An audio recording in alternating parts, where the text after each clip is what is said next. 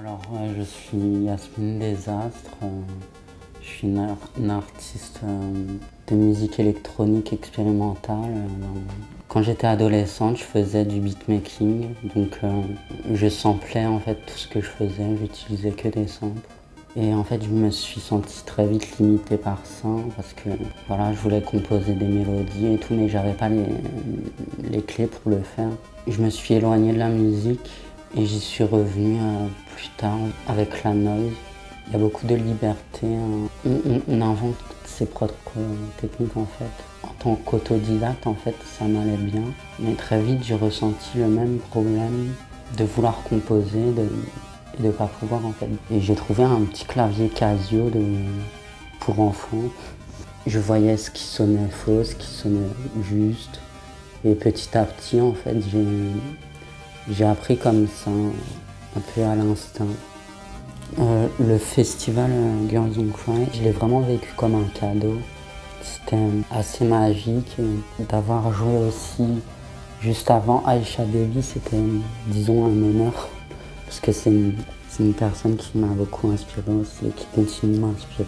Je pense qu'il y a beaucoup de choses en ce moment qui sont très inspirantes et je pense notamment à Opsy Queen qui donne aussi envie de continuer, qui donne de l'espoir, ça donne le sentiment que la musique, elle est toujours vive. Il y a une très forte influence psychédélique dans ma musique parce que c'est un mouvement qui m'a beaucoup inspiré et qui m'a beaucoup forgé. J'essaie de faire une espèce de musique psychédélique, électronique, avec un aspect très improvisé, très libre on va dire. Donc voilà, moi le nom que j'ai donné c'est de la musique psychédélique post-électronique.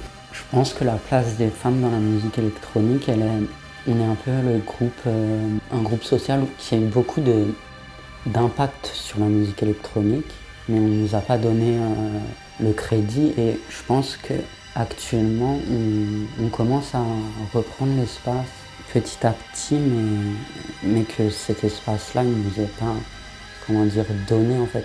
C'est à nous de le récupérer en fait, de se l'accaparer. Je trouve qu'il y a plus de personnes de minorités de genre et je pense aussi que les personnes trans commencent aussi à sortir de l'ombre parce que les femmes de façon générale ont été très influentes, mais je pense aussi qu'on ne se rend pas compte de la place des femmes trans en fait dans la musique électronique et expérimentale. J'ai réussi à m'entourer dans le milieu queer, mais en dehors de ce milieu-là, c'est difficile en fait d'être booké. Les seuls orgas qui vont me booker sont soit des organisations qui sont féministes ou alors des orgas queer en fait. Je ne peux pas trop en sortir et donc ça me limite forcément. Et en même temps, politiquement, je veux dire, ça m'intéresse pas de faire de la musique pour des hommes cis-7 en fait. C'est pas à eux que je pense quand je pense aux émotions que je veux transmettre.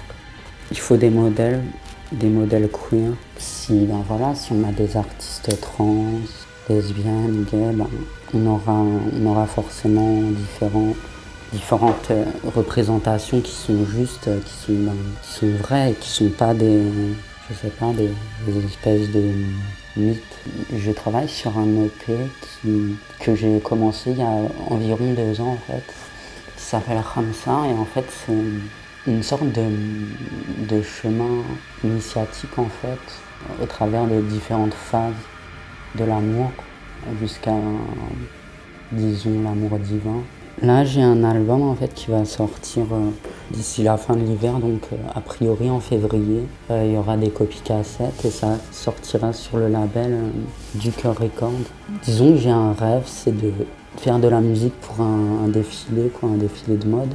Du coup, c'est un peu une bande son fictive d'un espèce de défilé rétro-futuriste de Yohji Yamamoto qui se passerait en 77, mais on ne sait pas si c'est 1977 ou 2077. C'est un projet que j'ai totalement improvisé. J'étais dans ma chambre, j'ai joué, j'ai enregistré et voilà.